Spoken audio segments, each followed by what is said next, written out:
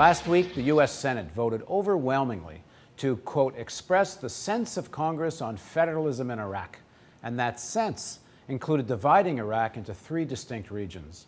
Joseph Biden, the sponsor of the non-binding amendment, expressed that this proposal is not partition, but, quote, an equitable and viable power-sharing arrangement that's consistent with Iraq's constitution. Does Iraq need to be divided to survive? Joining me to discuss what this means is Phyllis Bennis, senior analyst at the Institute for Policy Studies in Washington, D.C. So, Phyllis, we're told Iraq is a sovereign country that will determine its own fate democratically, but there's an awful lot of talk in Washington about just what Iraq is going to look like and be. It is rather extraordinary. Anyone who believed that the U.S. actually plans to allow Iraqi sovereignty to become a reality would have been caught up short quite overtly last week when the Senate voted to divide Iraq into 3 parts. It was an extraordinary moment. It was almost like Julius Caesar, the old Caesar's Gallic Wars, the first sentence of Caesar's Gallic Wars that everybody who studies Latin for the last 2,000 years has had to learn. Gallius es omnes divisas in partes tres. All Gaul is divided into 3 parts. Thus says Caesar. Now we have all Iraq is divided into 3 parts. Joseph Biden, the Caesar of the Senate.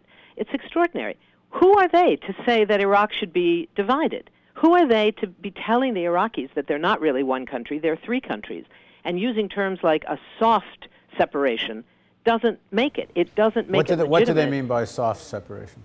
What they mean is that it shouldn't be done by force. It should be encouraged, which means encouraging the kind of ethnic cleansing that we have already seen in such a violent way in Iraq, to divide Iraq into 3 major regions where most power would reside, with only a nominal national government in Baghdad. The 3 regions would be the Kurdish north.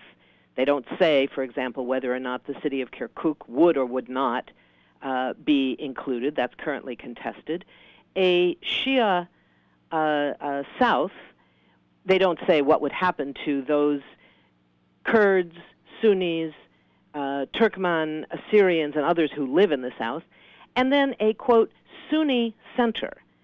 The Sunni center, presumably, includes Baghdad, which has almost a quarter of the entire population of Iraq, and was, until the U.S. invaded, one of the most mixed, cosmopolitan, and diverse cities in the entire Arab world.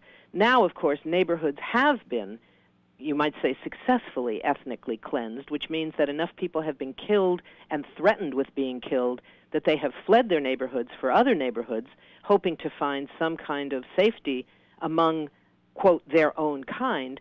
But the reality is that in Iraq, and especially in Baghdad, the vast majority of people have come from families that have both Sunni and Shia members within the same family. Is there any indication that Iraqis want some kind of federation? Quite the contrary. The reason that we see so many Iraqis that have now fled and are now refugees, 2.5 million inside the country and 2 million outside the country, is because they come from mixed families. The Iraqi political parties, a grouping of 6 major political parties, have now come together to say, we do not want to divide this country. What we are seeing now is that the vast majority of Iraqis do not want this kind of a division. There is one major Iraqi Shia party, what's known as SCIRI, the Supreme Council, has called for this kind of division because their goal is to consolidate their own control over the Shia-dominated south, where there is also a major amount of oil. In terms of the debate in Washington, there was a moment last week where all 3 leading contenders of the Democratic Party were asked, will you pledge to have all U.S. troops out before your presidential term is over? And all 3 said no, they wouldn't make such a pledge. It's extraordinary to watch. We hear this rhetoric about how the Democrats want to end the war, and yet, as you say, not one of the top 3 contenders are prepared to say they will withdraw all the troops. When pressed for numbers, and Bill Richardson, who's, I guess, about number 5 of the Democratic contenders in the polls, is the only one of the major contenders, other than the men of principle, Mike Gravel and Dennis Kucinich. Bill Richardson is the only one who has said, I will withdraw all the troops from Iraq. The others have said, I will keep some troops. None of them will give numbers. But the jobs that they say will continue to be done which include counterterrorism, training, a whole range of things, which is some of the same things that the Bush administration claims the U.S. military is now doing, could take somewhere between 60 and 80,000 troops. That's what they're prepared to keep in Iraq indefinitely. So the notion of the democratic effort to end the war has become simply a fraud.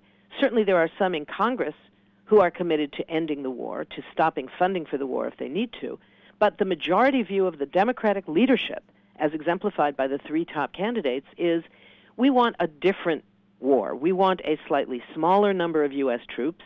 We want them off the front pages, and we want to keep them there indefinitely.